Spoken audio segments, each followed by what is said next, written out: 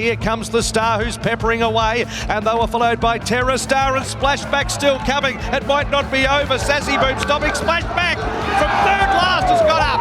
Oh, that's a big win. Splashback has won it.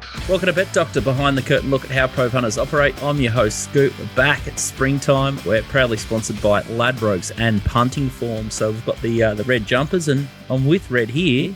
Jeez, you ripped the Band-Aid off quick, didn't you? What's that? You straight into it. The Ladbrokes, straight into Ladbrokes. Yeah. Has DK got his red shirt on?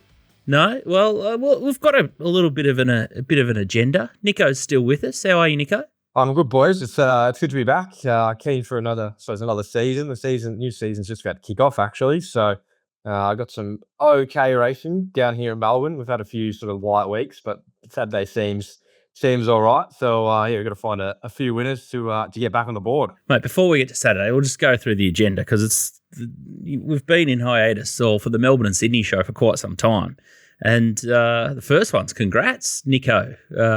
Got down on one knee. You got engaged. Well done, mate. Yeah, a few months ago now. So, definitely got to find a few winners. Gee, these bloody weddings, they are costly. I didn't realise how much that was going to be. So, got to list. Need a big spring, that is for sure, to pay off all that. But no, that was good news. Got down on my knee down in Mornington. So, it was a big day, big week.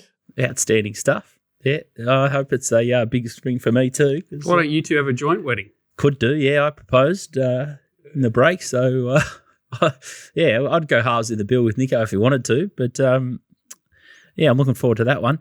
Now, DK, he's not with us. He's one of our day one OGs, and he's retired and he's hung up the boots. I said he was going to be back in the Brisbane show because we got some feedback, or people sort of asking when's the Melbourne show back and what's going on and blah blah blah. But DK has retired. We're all still sweet here, but he's on a new mission, and it's his son Isaac, who we've spoken about in the past. He's a super fish. He just won the state 200 metre freestyle here in the under 12s, and he's a fair lump of a kid. He's nearly going to overtake DK, he reckons, in the next couple of weeks. He's got the growth spurts on, so I'm not sure what's in the feed, but there he is, about to touch the wall. Where's the line? He's absolutely pissed in there. Where's the the thing that follows? Where's that? We get that? It's junior sport. It's the DK line. I'm not sure that the technology would keep up, but we were thinking about doing a press conference, but instead we've just hung the shirt over the back right shoulder there of Walt with that stream moment that we had a couple of years ago when he just cursed on Burleigh Hill. So there's been a lot of highlights, and hopefully we can get DK back for a cameo Melbourne Cup show. But the 4 a.m. and the 5 a.m. starts at swimming down in Melbourne would be absolutely killing him. So we haven't fallen out or anything like that. But he's just got a new focus. What do you think about that, Walt? What's that, new focus? No, we've lost DK. You're going to miss him? He's irreplaceable. We've lost two irreplaceable people. I'm sure that's next on the agenda. We're losing him at least DK. We can still give him and get him on the phone. Yeah, and while we're on that one, condolences to the Racing Rant family. Gordo passed away in the break, and it's pretty fresh news, I guess. It's only the last 2 or 3 weeks. And you guys would have seen him on the streams, larger-than-life character, wasn't shy in giving an opinion or a tip, and loved the Godolphin Blue Jacket, and swung pretty hard on the punt, and took everyone by surprise here. And the rant and the online community is pretty tight, and all the professional punters that sort of speak and I guess socialise in those sort of circles. So, great loss to all the functions that you sort of catch up because he was always good for a yarn. And, I can't imagine how Mark and Glenn and the rest of the rant community are feeling still. I just wanted to sort of make mention of that because he was always a real big supporter of what we're sort of doing here and just waging in general. Like, he was a good promoter of the game and, just a good fella. So way too soon for that one.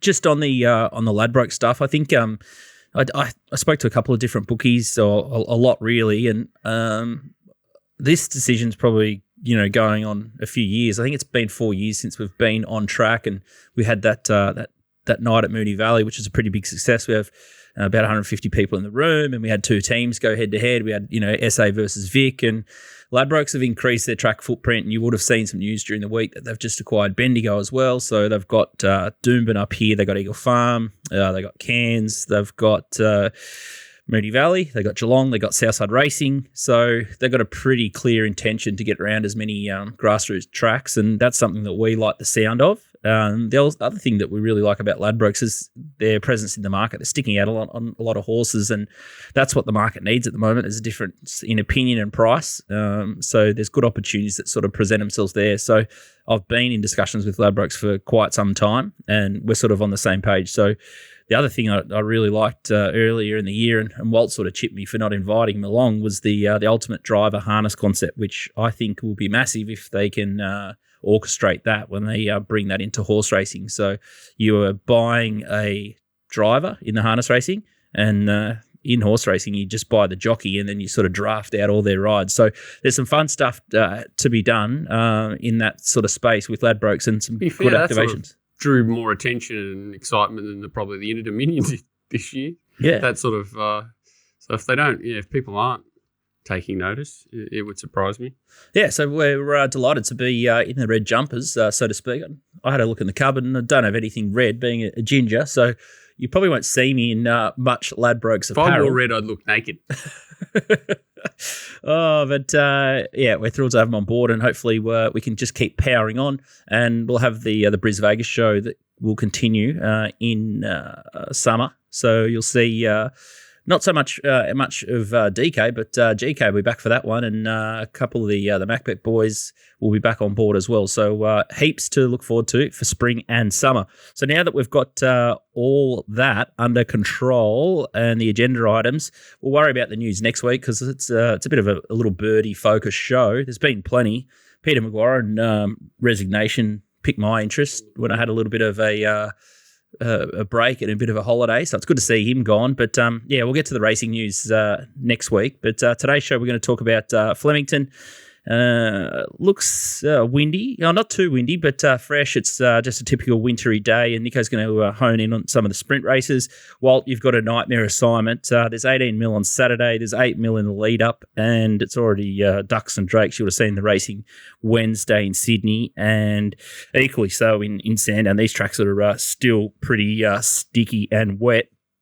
I'm going to have a look at the lucky last. I'm going to try and hone in on the last race at Eagle Farm most weeks in the spring, so we'll still touch upon some Queensland racing, and I think I've found a little bit of a roughie, or we might be able to get a favourite beat in an early race, and Sugar Shane Adair's going to join us for a bit of Rattleade, and I guess it's the 4-year anniversary of when he and John Kelton took down the Vic team in the sort of the bettathon at Moonee Valley. So hopefully we can start to play those sort of games again. But without further ado, welcome back Shane Adair from the Abyss.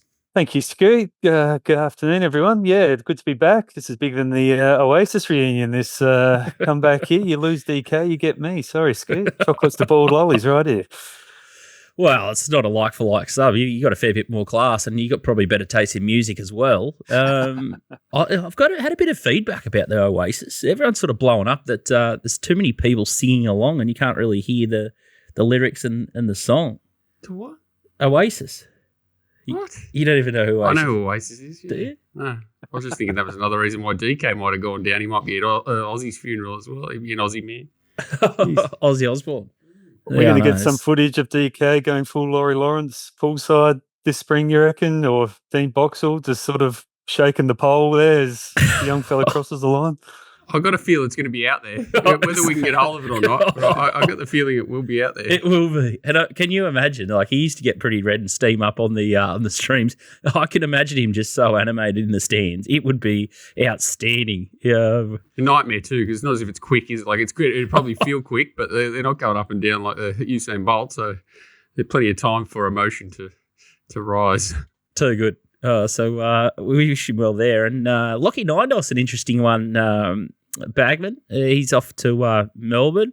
What do you make of that? Yeah, look, Lockie's had a tremendous season here in South Australia. I think you've seen him over in Victoria a few times there, and he acquits himself well. He's a young guy on the rise. Look, if he wants to go somewhere with his riding, it's probably time to make that leap, I'd say, to cross the border. He's there's no doubt that his ability is up to it. He'll just be seeking those opportunities. He's worked well with the Stokes yard here in the past, and probably will continue to receive those opportunities over in Victoria. Look, I have no doubt with the right opportunities, he'll make it and be very successful. He's got a good head on his shoulders and is well spoken and very professional young fella. So, good luck to Lockie in his endeavours this season. Yeah, outstanding. Just from the sidebar, Jason Murray left Sydney back up to Brizzy. Did he? Yeah. Did he not ride there? He's back in Queensland, I think. Interesting. I thought Bit he was of a riding fallout. Saturday, but No. okay, interesting. I thought he'd last longer. He sort of got off to a flyer and then hit a bit of a flat spot, but wouldn't say that he was out of place or anything like that. There's certainly a few you'd probably have. Mate, I don't know. I don't know what's behind that. It's a weird one. I hadn't heard anything about it. I thought I'll you see might, what yeah. I can find out. Yeah, question without notice. Sorry to surprise you with that one. And Heavy Van den Hoodenband has gone up to be stable rider for Annabelle up in Brizzy. Yeah, I saw when he rode his first city winner. And if he gets off, he goes, "I wish it come earlier, like the avalanche was coming," But I think he's better suited up here anyway. Heavy, he'll get more opportunities than he would have in Sydney for sure. Yeah. Oh, so there's lots of jockeys on the merry-go-round, and Ange Jones wins the Queensland title. So first female, and it was her and Emily Lang just going hammer and tong at it. So great to see Ange get the gong there. Well deserved. Let's get back to Murray Bridge and let's get into race one. Enough dribble here. It's an 1800 metre event. It's the Cox Electrical handicap. And also clear as the favourite here for Jake Toroke and Ben, Will and JD Hayes, $2.35 at Ladbrokes. Showrunner $3.50, Jamrock $6, HDM Amico is $7.50, Bolt by $10, following C $11, Esky $41. And Bagman, you like Showrunner here, and you're going to reference a win 3 starts back. It's in the Travis Dowdle colours. Tell us why you like it. Yeah, I thought Showrunner would get the job here in the first. Yeah, also clear as a short price favourite. It's an interesting sort of form pattern to be bringing into this, a 2200 metre win on the synthetic back to 1800, 60 kilos. I thought Showrunner is the horse on the up here. He's been back to the 1500 metre range the last 2 starts and brings the Savon Ice form. And I don't know if you've been paying much attention to the Adelaide racing, but Savon Ice, I don't know what Sav's on, but Sav's definitely running extremely well. 8-length winner last Saturday, 5 lengths the week before. This is very strong form lines, back up to the 1800 for Showrunner. We've seen form last preparation, even around behind horses called Politely Done, who would be starting at about $1.04 in this race. He's the stayer on the up. These have all sort of reached their grade. I think also Clear is really short at this sort of 220 sort of quote with that sort of form referencing. I would have it around that 350 mark. So Showrunner is the bet for us in race 1. I thought the other one in that race would be H. D'Amico, number 6. Represents a little bit of value as well. But work around the favourite. I think Showrunner is the one on the up and will be running more races over this staying range in Adelaide once it gets out to that 1800, 2000 metre plus sort of range. Nico, 4 starts back at Flemington over 2,000 metres. You got any notes or anything to add about this horse at all? Yeah, I sort of had a good look at him on that day, thinking he would get a few things in his favour, and he did, and he ran really well. Also clear is like $2.30 favourite. Leave me out of that. I did the meeting there last night at Pakenham, which he won on, and I think Ben Allen was a big positive for that horse. He seems to really get a lot out of him. You look when he's had some other jockeys aboard, and I don't know if he's turned it up, but I don't think he has the biggest will to win. And definitely back in distance is an intriguing sort of thing for him to overcome there as well. So yeah, he's consistent, but he doesn't, he won last start, but he needs everything in his favour to win. And I think he was given just a 10 out of 10 last start to do that. So can definitely see why Bagman's looking around there, because he's a bit of a chinky horse at that price. Outstanding. So 350, expect them to flip in the market, Bagman? When I put it through my ratings and prices, sounding like a complete wanker now, making those sort of references. But I had it come up at about 220 Showrunner. So there's distinct value there in that price. And I had also clear around that sort of 350 range. So I'd have it flipping over. I think the 60 kilo back to 1800, it's just too many question marks for me to be taking that price. You could have gone full wanker and said I had it 218 or something like that. On my data, these sort of lines, that's right. Yeah. bonused it 218. Yeah, that would have been it. I'm just looking at mine, and it says somewhere between 293 and 342. Yeah, that's it. Yeah. That's the race time. If we're all going to just flop them out. Far out. We mightn't last long with Ladbrokes if we kept on like that, but they haven't really given me many Any bad words? No, they probably will watch this show, and we probably have to watch ourselves, but free reign at this stage, so I reckon we've got to take it. Oh, we're not on .com, and it's probably why. Murray Bridge race 6, so that's a good way to start. Murray Bridge race 1 show run, and hopefully you get the price and the market flips and the also clear runs like a busted. But race 6 is the National Jockey Celebration Day, over 1,200 metres, and there's a bit of a theme about this because some of these jockey and trainer and all these sort of congratulations are sort of doing the rounds off the back of the premierships. But cash is a favourite here, $3 for Todd Pannell and Michael Hickmont. Rich Moore is $4.50, War Party $5.50, Sign from Above $7, Solar Blast $9, Dark and Confidential $15, Burton Street $16, and then Hamner Springs $18. That rounds out the major chances. But Cash is the horse that you like here, Bagman, and it's in the Hickmont colours, just in behind him. It's got the white snip, and it's the black with the yellow and the white sleeves just coming across heels now. Tell us about it. Yeah, Nico probably saw this night at Moonee Valley as well. This is on debut. Now, it was a big ask for cash. I mean, you could have picked off an easier midweek provincial maiden, but Michael Hickmott's decided to go straight to Melbourne with it on debut, got the job done.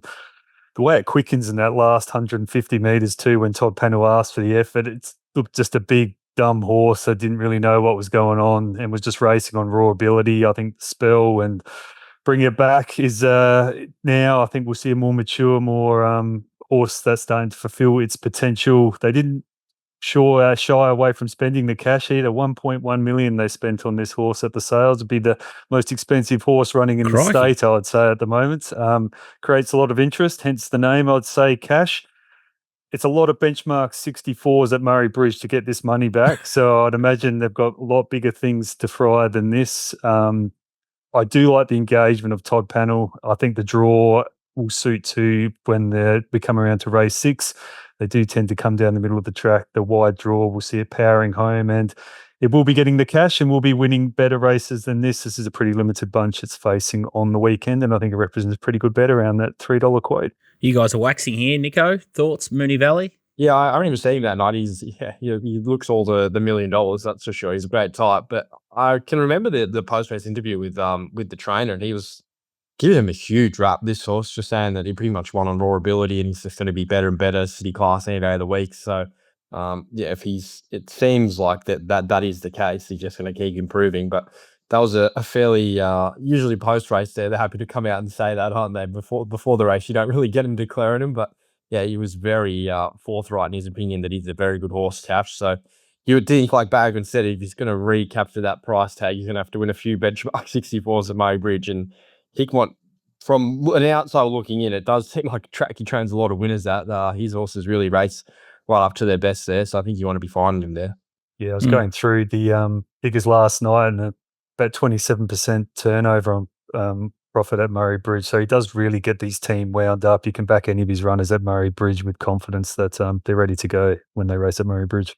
I sort of like that we're dabbling in a little bit Adelaide, so I just had a little bit of a look at Adelaide myself to see if I could find anything. And race 8 was probably the best thing that I could find. Is What a Deal, Bagman. Resumed pretty sharply over 12.50 at Morphettville, and I was a little bit critical. I can't remember if we mentioned it on this show or I mentioned it in a few chat rooms or whatever, but they stretch this horse. I think I've got a couple of theories about this horse. I think it goes super well early in its preps, and I think 1400's its sweet spot, and the mile just sort of sees it out. So I thought it was a slashing run. Market sort of knocked it off early, 550. Might drift from there, but I think this horse has come back in great form, and I think back it now at 1400 in race 8 rather than wait for it to get out to 1600. And if it gets out to 1600, I want to sort of jump off and sort of back off it. But What a Deal was the one that sort of piqued my interest, and it's P. Stokes, L. Neindorf. Anything there, Bagman? Yeah, I think you just hit the nail on the head. That's a combination we spoke about before of Neindorf and Stokes. I think you'll see that over in Victoria this racing season in a big way. I thought the other one in the race that outside What a Deal that looked all right was Flacco.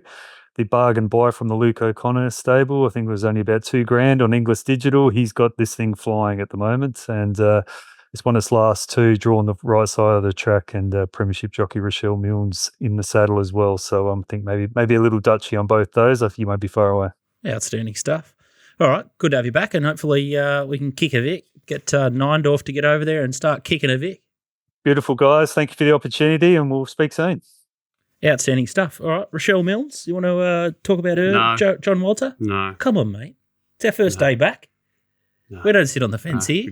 We don't want to blow the fence up either the first day, do we? Oh, I just find it difficult when people are winning premierships that you might not want to find on a horse to bet on it. That's what scares me, but that's the state of racing. It surprises me that Neindorf's running away. You would think that he just stay in print. Yeah, especially if it's obviously not too strong in the jockey ranks, and Melbourne's probably arguably the strongest in a pack. You know, Sydney's got a couple of good riders, Brisbane's got none, and Adelaide doesn't either. So it's a weird one, but good luck to him. Outstanding. Speaking of fence, let's talk to Nico about Flemington. Nico, you're going to tackle both sprint races. Typical. Where do you want to be? Middle and outside, still a big advantage. The wind's not a big factor. Yeah, the wind shouldn't be too big a factor. If the rail's out 10, if anything, I'd be leaning towards on-speed runners just on the circle. But down the straight, generally, the last few meetings, they've sort of gone back to the inside, but there's been a lot of wear up the middle of the track, and now that it's had a bit of a break, I think they've had 3 weeks off Flemington. I'd be sort of thinking that maybe that track's starting to even up a little bit, and they might be looking out towards those wider lanes again. So that was the way I was sort of looking at it on Saturday. They do have some big fields down the straight as well, which may mean they get out there too. All right, let's have a look at race 3. It's the vrc.com.au sprint handicap, benchmark 74, 1200. De Bergerac, G Beg, money's come for it savagely this morning. 480 into 310. Epic Proportions $5. Layer upon layer 11. Alcuva $11. The Shaper $13. Bizzo 15.17 for Kappa 39. Rakoki 18.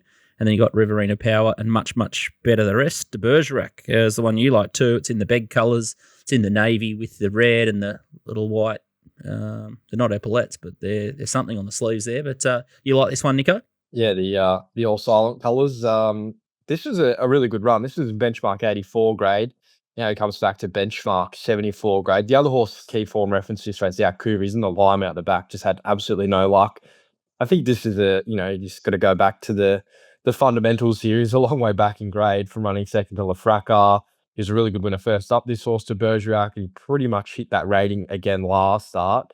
In between run, I managed to get on him at Sandown, and he just didn't handle the track on that occasion. But he's always been one of mine from the yard. He's a great type. He's always looked like he's had a fair bit of quality about him. I think, the way this stable's going, they've been absolutely airborne the last 6 months. But I think they're sort of starting to work him out and unlock his best. He does have to rise in the weight here, but you do combat that with, I don't think there's a whole lot of opposition. When I put the tips in, he's 460 yesterday, and he's been crunched, but maybe that's just everyone sort of looking what I'm looking at. They're back down in grade. You got the apples to apples, sort of 1200 metre Flemington. He should just tag the speed here from a wide draw.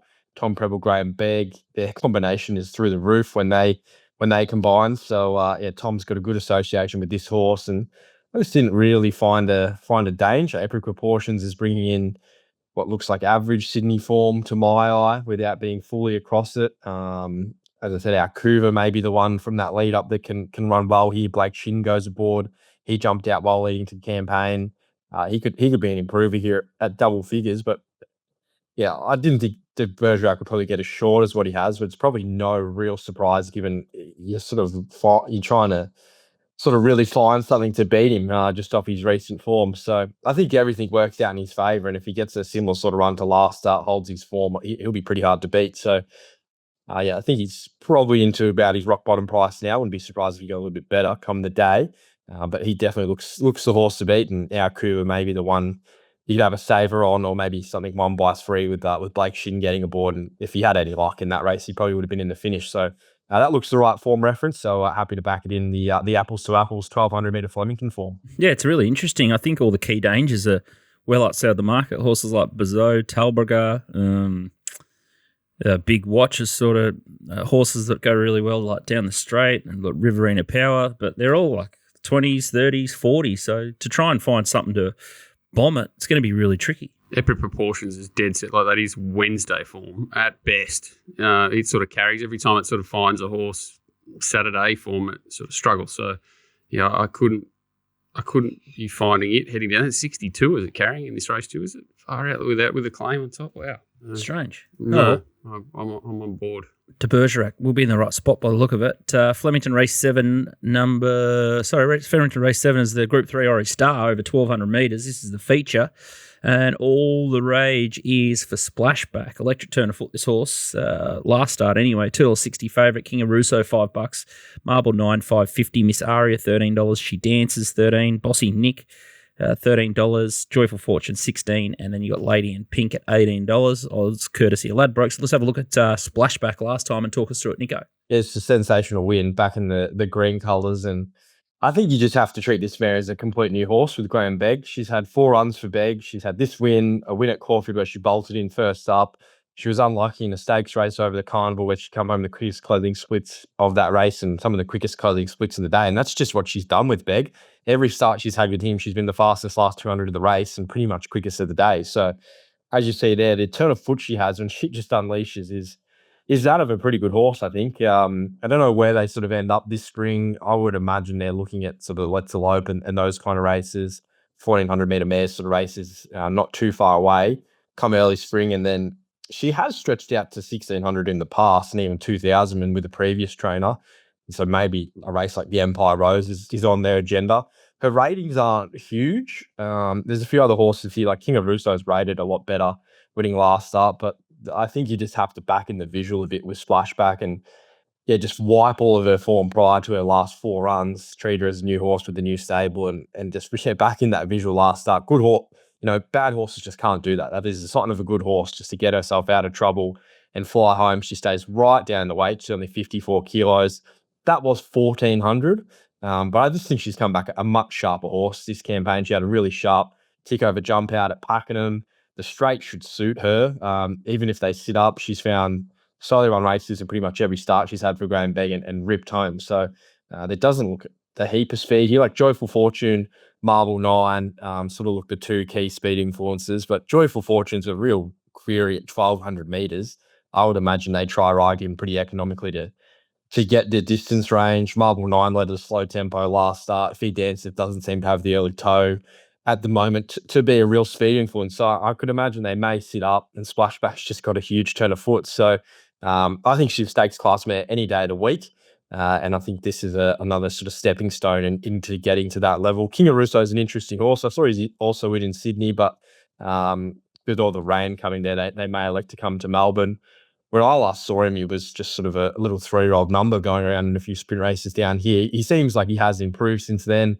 I could imagine he might get the right run, just sort of tagging back from midfield and bringing a big finish late. And, the market is respecting him here. He's coming off a career peak last start rating, but I just think Splashback just looks like a potential Group 1 talent to my eye, especially in mare's grade. Like, I think she's in the market for the Empire Rose betting. So you got Begg and Preble. Preble knows her. Begg's airborne. I don't think you need much more here. Could be one of his best horses, Splashback. She just could be a jet under him. So happy to back her in. Yeah, the King of Russo, Walt, the Kerguelen form, is that a bit of fake news for a race like this, a Group 3 Aurie Star? He looked a fake horse, didn't he, until the last 2 starts, but they've worked out that he needs to be ridden stone cold, and he has found the right races, but he has done it well. He's a bit of a weird one. I don't know if the straight will suit him or not. He's a dangerous horse. I thought it was just... There's just so, like Splashback 42 days, 1,400 back to 12, 14 back to 12. Kid on with no claim. A lot of smelly stuff there, but I guess it's not super short. It's a weird race, isn't it? Like it's the only horse you really want to find, but just a bit of smell to it. It was and Snow's flying. I could just see it running very well. King of Russo. Interesting. Yeah, I nearly penned him for life until his last 2 starts. It's just weird. They've just sort of, whether the stable or they found the key to the horse. He's been a different horse his last 2. Well, no doubt Splashback will be one of the most popular runners on the day, and I'm thinking there'll be a fair few multis sort of end with Splashback, and there'll be a lot of praying and sort of hoping. And yeah, there's nothing like having a run down the straight as the last leg of a multi, isn't it? A different feeling. It is. Yeah, I think that they're genuine queries, and you may see that late in the market, like with the 40 days. But I just sort of think with the programming, she could have gone to that was the heat of a series which she won last start. Then she could have gone to the final, but I reckon they're just thinking about spring with her. So they're probably just giving her a little bit of a freshen up. Had the tick over jump out, and we saw it. Like first up, she was an absolute bomb over 1,200 meters. She trialed insane going in. Like I can see all those points, and I think that's going to be raised throughout the week. But I'm just backing in that she's just so much better horse than these, which just could be the case of what we've seen off her last run. Like, yeah, you just don't see her win like that all that often, and she has a few things against her here, but I'm just happy to back in her class more than anything here. Something like Miss Aria or Bossy Nick just completely screwed down could be something that surprised you or bring you unstuck. I think you'd need still bad luck, wouldn't you, for this horse? And as Nico said, the other side of the coin is I think it's run the fastest last 4 and 2. It's like of the meeting, it's 2 starts back, so it's not as if it should be out sprinted. It's just not the normal lead up you see to a sort of a third up 1,200, but she's just not a normal horse potentially either. All right. I think she'll be heavily wagered throughout the day, one of the highest turnover horses of the meeting. So it'll be fantastic to watch the betting flux and hear about how it goes. Nico's Yard on Twitter. Give us an update on where that's at. 50-1 winner yesterday, or a couple of big prices. I know, I gave a little bit of a retweet. Yeah, we found a couple yesterday. So Superstock and I'm the Empire. We were on Promised Land as well, that Superstock race, and I think he probably should have definitely won. So I think Downhouse is the right sort of track to go looking for those value horses, because everyone just seems to get their chances, a bit like Flemington in that case. I think the most $51 plus winners have been at Flemington over the last few years in Victoria. So they can be the tracks to go looking for a bit of value. So we went in the wilderness before that, but we hadn't really hit the frame for a while like that. But yesterday was a good day to sort of start to kick off the new season in early spring. So the Lawrence isn't far away, and the Memsey, so they'll be key races for the yard. So yeah, it's just a bit of get through the end of the winter races, especially on Saturday, and then off to the biggest spring sort of targets of Via Sistina and Fangirl, the trials the other day. So although we're at the end of the winter, they're not that far away, a few of those big spring races, and they're the crucial ones for the yard, and the ones I'm looking forward to, because they're the ones that you can find a real edge in. Any win in July is worth triple, I reckon. Any win in July? Yeah. Well, I flicked it over to .com. Yeah. And I'm happy to have a race to bet on. I think both New South Wales meetings are off today. I think they're probably evens to be off tomorrow. Just to be able to have a bet's good. I thought it was warnable yesterday, given the kickback, and I thought it was warnable day early. 3. Mm-hmm.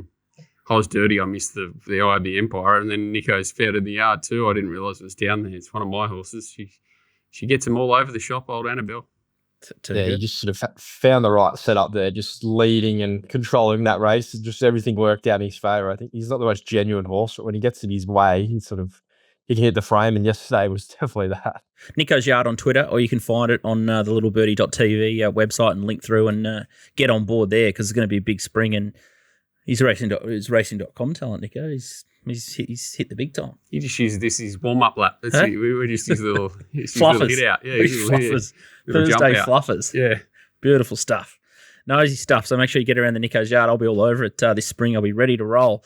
All right, let's talk about Rosehill. I sort of mentioned it earlier. There's going to be just an avalanche of rain. It's already wet.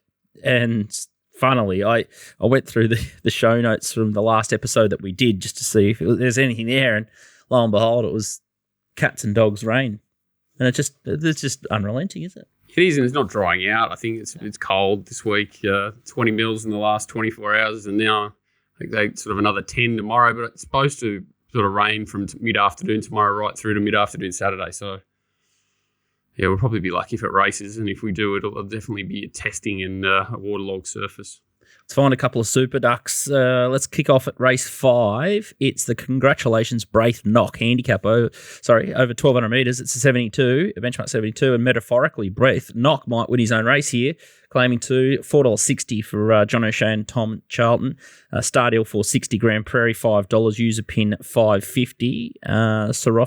Serophosphire Lad, $12. Arts Alive, $13. Concordia win $14, and then you got Sakima at $17. Karinska $20, and Totoka $23. Courtesy of Ladbrokes. And the horse you like here is Grand Prairie T Sherry, and it's in the Yulon colours back on the fence there behind the leader, having trouble. Yeah, so we go sort of keen. This is first up.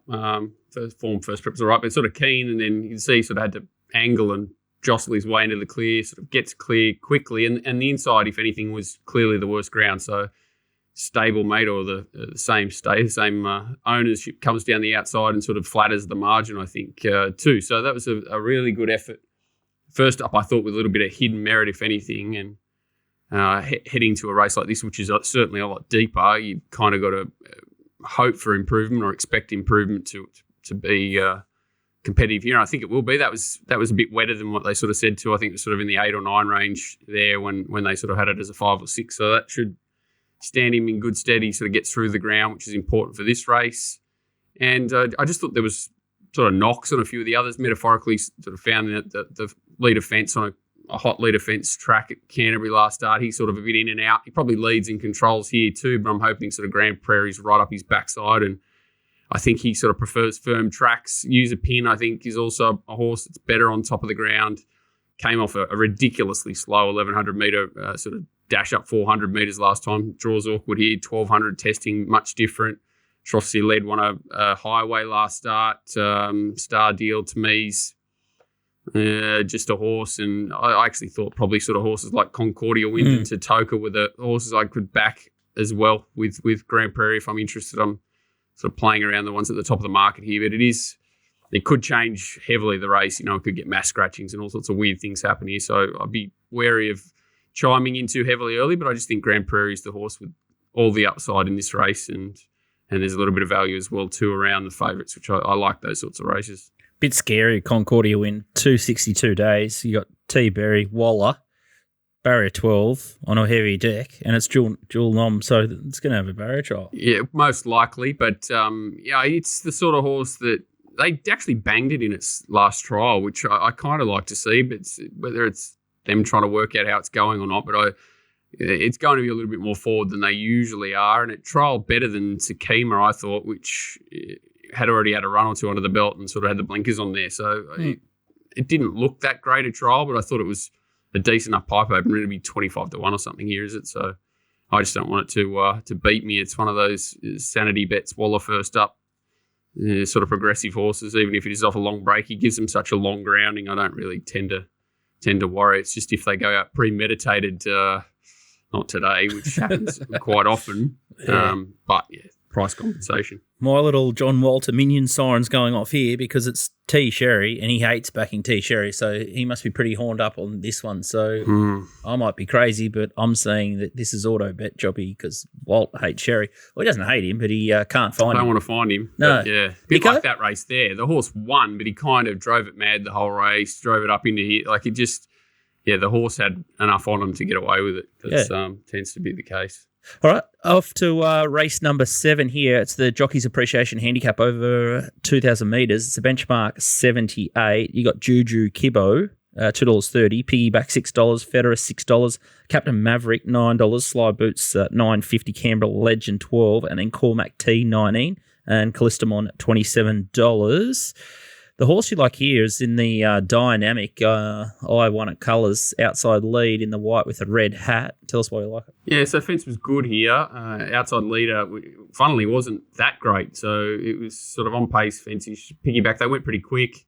Federer's down the outside, meets it here. So Federer gets the better of him late, but not significantly. And there's a nice gap behind from 4th to 5th.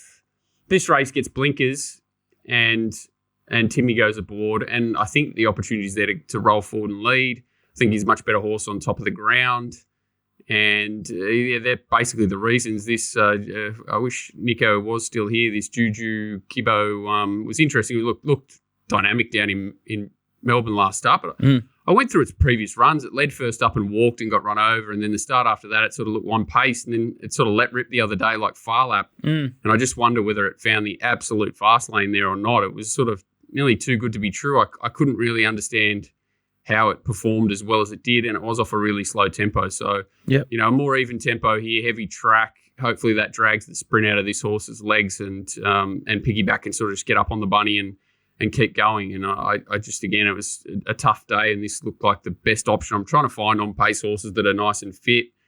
I don't think the blinkers will hurt. I don't think there'll be a massive improvement. It's a sort of winkers off, blinkers on trick, but hopefully they're enough to sort of just let Timmy get him out in front and rolling, and can kick on and give him plenty to chase here at sort of whatever it is, $5-6, something like that. I thought that was just a really fair price. I probably had the three of them closer together in the market, and I think Piggyback just a sort of an edge over Federer off their last run. So, happy to be with it in a day where I normally leave 2,000 metre races for Nico. But this looks like one of the easier races to sort of dissect on the card. Not super deep with a lot of chance. The Slide Boots was, I think, really well ridden and flattered last start. The others don't look set up to win. So looks a good race for Piggyback, sort of a D-Day race for it to win this prep, I think. Yeah, it looks to grow another leg off my sort of figures here in the wet track, and it's got really good form around sort of 2,000 on a heavy deck, so no dramas there, and then form out to 2,500. So if it's a complete slogfest, which all roads lead to slogfest, looks a great way to play the race. Timmy off a 2-week break, he would have had every bill come in, just pile up on the desk, and he opens them on Saturday morning so that he's nice and hungry off the break and knows how much money he's got to chase after not earning for a couple of weeks. He doesn't deal well with that, so hopefully he's hungry too. Hungry and full control out in front is how we like to see it, and how he loves it as well. So hopefully he continues his good form. Racingwatch.com.au, Discord, Telegram, all still rolling. Any other Racing Watch news? Streams aren't yet, but we'll see. They might be back in the next couple of weeks, hopefully. But beautiful. I don't think I'll come out of retirement this week, but. When the racing's sort of a little bit better, I don't want to be stuck with half the meetings off or something like that. But it's good to see black type racing kind of back. I think Pete Lawrence was blown. What was he saying? There was 1078 benchmark races or something Saturday with Group 1 racing only 3 weeks away. But that's just kind of how it is, isn't it? I don't think we're going to lose much this week with this weather. So hopefully the good horses are lucky and the weather turns for the next few weeks. All right, head to racingwatch.com.au if you want more of John's action, Telegram, or the Discord channel. And you can have noise free if you just want Telegram and tips, or you can get in with the ferals in the Discord channel. They're friendly and they're good fun. Ferals. That's exactly how you should talk about them. Friendly ferals. 24/7 Racing, New South Wales, but there's something in there for everyone, even conspiracy theories. I sort of run that channel. Yeah. But it's a story for another day. Eagle Farm, let's have a look at a couple. There's a sticky little bit of 11 mil forecast on Friday, but there's not much at the Gold Coast. So when that happens, sometimes it hits and sometimes it misses. It's a soft 5 already. They've been starting them sort of like soft 5, soft 6s anyway, so it might get to a 7. And if worst case scenario hits, might be an 8. So I've taken that in mind with my selections, but the first race I'm going to have a look at, I thought the favourite was just a little bit too well found here, and it's since drifted since I did the race, but it's race 4. It's a Sky Racing Handicap, benchmark 70 over 18.15, where the real punters hang out. And Rockhard loves 440. Lupine is 650 in from 12. Mark Curry, so that's a big short in there in from 12. El Pensador $7. Victory Command $8. Merchant Flyer $9. LaRusso $9. Twigman $9.50. Colliano $16. Connecticut $18. And you've got Caracaron $19. Then you've got Ring Bear at 21, and much better than the rest.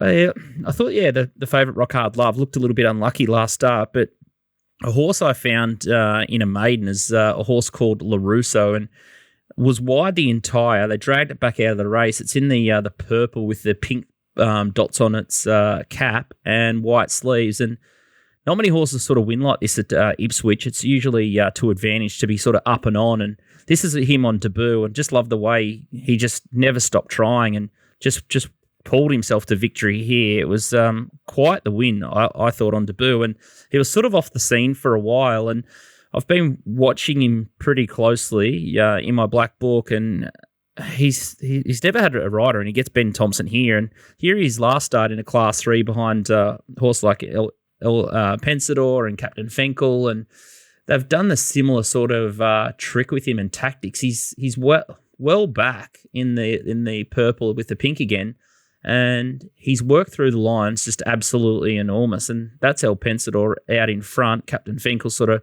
chasing him down, and yeah, sort of his last 200 here is fantastic. He gets Taylor Marshall off and now gets the roomy Eagle Farm track, and I think this horse is he's only had 4 starts, lightly raced, and all these horses are so even. You can make a case for nearly everything, but they've put up $10. I sort of thought this horse should have been favourite, LaRusso. But he is a little bit of an enigmatic galloper, and he can sort of get a bit keen on the chewy. And that's part of the reason why they've been trying to ride him really quiet.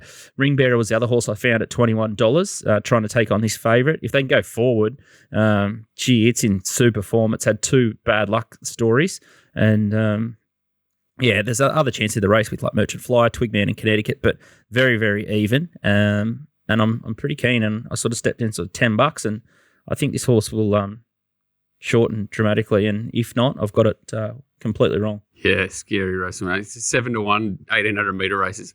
But, I like your sort of line of thinking I know a few of the horses, they're not very progressive. So if this horse is progressive at all, it should be very hard to stop. Or Rock Hard Love's on its 2nd or 3rd life, and even Twigman's he's similar, enigmatic, but 62. It's a good race to go looking for a horse with a bit of upside. Benny should be pretty hungry. I think he's got 2 other rides that are semi-decent, but this could be his first big win back from Honkers. And, yeah, the jockey ranks are quite funny because I think Noel Callow's up at Darwin for the Darwin Cup. And you never know where Noel will end up. Yeah. And there's another big in or something for the you got Jay. Yeah, Jay sort of coming back. So, yeah, it's very... He rode trials yesterday. I sort of sent a couple of messages while we're on, and then no one kind of knows what's going on there, so it's interesting. Yeah, so it's timely. Yeah, the Brisbane riding ranks are starting to get a little bit strong and sort of need that like oxygen. So that's my my first value bet is LaRusso, race number 4, and then I'd probably save on Ringbearer. I think it's just going sneaky good, and it gets a really smart claim against the favourite there in Rock Hard Love. So at $21, I'll be covering up on Ringbearer as well. Race 9 is the next one, and this is a bit of a Captain Obvious one, and I think there's going to be multis through this horse, Periel. Market first though, $2.70 now Periel, John Rambo $5.50, Casper Nova $6.50, Mullane $8, Tribeca Star $10, Hawker Hall $11, Taltani Field $17, and you got Flying Destiny $20, and then Billionaire Baby $26.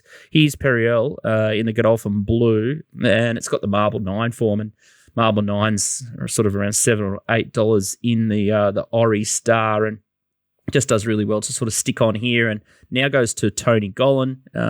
Australian Bloodstock have picked it up in the sales as a tried horse. Buy, isn't it? Yeah. Well, just a dispersal sale somewhat from the Godolphin team, and still's got the zest to win. And the reason I like this horse, it just sets up with mad pace up in front, and there's a couple of horses that I just think, the biggest danger I think is Tribeca Star. Like, it's going to be a pretty strongly run race, like a 1200 here, and Tribeca Star sort of half missed the start in the Ramornie here, and you can see it buried back in the fence in the green with the yellow, and even when it gets clear for the last 200, it just didn't quite savage the line as well as it probably should have. I don't know if it's worse in between horses, but it just didn't flag to me or signal to me that he maybe needed the hit out, but it looked like it was a set up target run, and there was an avalanche of money for it that day in the Ramornie. It was a very, very weak Ramornie. Kind of stood out as the only horse that could and run Sharagoma wins it. Yeah, trialled really well leading in, but didn't fire a shot. So I thought if you're not keen on Periel, which he only has to sort of do what he did at Flemington last start, and it gets the right race shape to sort of do that. If you don't like the way I'm thinking there at 270, Tribeca Star, if you can forgive that run. Gate 1 3 kilo claim too, interesting. And Kobe, been well backed. Kobe Vittler's, cost me plenty in time. So, I'm a little bit unforgiving with him. Are we allowed to bet against Johnny Rambo? I thought that was one unforgiven rule. Like we're not... We're not allowed to tip against it. Well, he's the other danger, but the market's he's well found at 550 and tactics there. Like I think I might have to ring up Cookie and invite him for a game of golf at Mr. Racing and then figure out what they're doing with his horse. They're just super, super negative and it's just forever running on or having bad luck and they just need to change something up with him. Yeah, he's quite. Yeah, at the start of his prep, wasn't he? He was absolutely unstoppable. Yeah, he's one for the. He's a scary horse, Periel. But look, even the handicap. What is this? A set weights class 6. So he's got his 95 rater with 85 next, so 89 Mullane. So he should be giving him sort of 3-4 kilos, and he's getting weight off for nearly all of them. So he's only getting a kilo and a half over the minimum. You'll struggle to find a better placed horse. You would say that Golan's certainly no issue. Caspanova's a bit shy. It's got everything possible you could have in its favour, Periel. So and Angela Jones on board. If it doesn't win, yeah. Jeepers creepers. Australian Blokes might be hoping it's inside the 30-day money-back guarantee. Oh, yeah, I could see it starting $2.25. I know that GK's got $1.80 and I think it's probably closer to even. So I think it's just going to steam one way, this horse, given how well it is as you've sort of mentioned, and the race just sets up perfect. It's lots of speed up in front. I've got speed from 3, 5, 6, 9, 12 and 16. I sound like Ron Dufficy there, but I think it's for the taking. I was just spewing that it took me so long to get to that race. It wasn't Johnny on the spot. 5-2 plus or something, didn't they? Yeah. So there you go. All right, puntingform.com.au is still with us here as well. So been a great supporter of the show, and you can do Queensland form, SA form, Vic form. They got Hong Kong. They got a lot. So if I can figure out the database, I'm sure you can too. They've got AI form filters, so that can speed up the process and make life easy if you're behind the 8 ball. So make sure you give puntingform.com.au a chance and have a look at that as well. But first show back, Nick had to slip out the back door. Walt was a little bit late, which is standard, but we'll give him a breather. I've got the nice new background. I sort of pop on that. I haven't given you, and I might have to redesign the set behind you. Mate, I've got DK looking over my shoulder for life, even though he's looking over his own shoulder. Might leave it there just to give him merits. I miss him. You can't. We've got no one to throw jabs at. We've got no one to throw jabs back and forth, let me tell you. But yeah, anyway, we'll find something. Outstanding. All right, it's great to have Ladbrokes on board, and make sure you check out littlebirdie.tv. The boys' tips will be posted up there, and we've got a little refreshed website. So did a soft launch yesterday, hasn't crashed, and there'll be more action there. So looking forward to that throughout the spring, and it's good to be back in the saddle, and something to look forward to every Thursday. So make sure you're hot with the website, the Twitter, and stay tuned for more exciting stuff because we're only just getting warmed up. Going to be a big spring. We'll see you next week.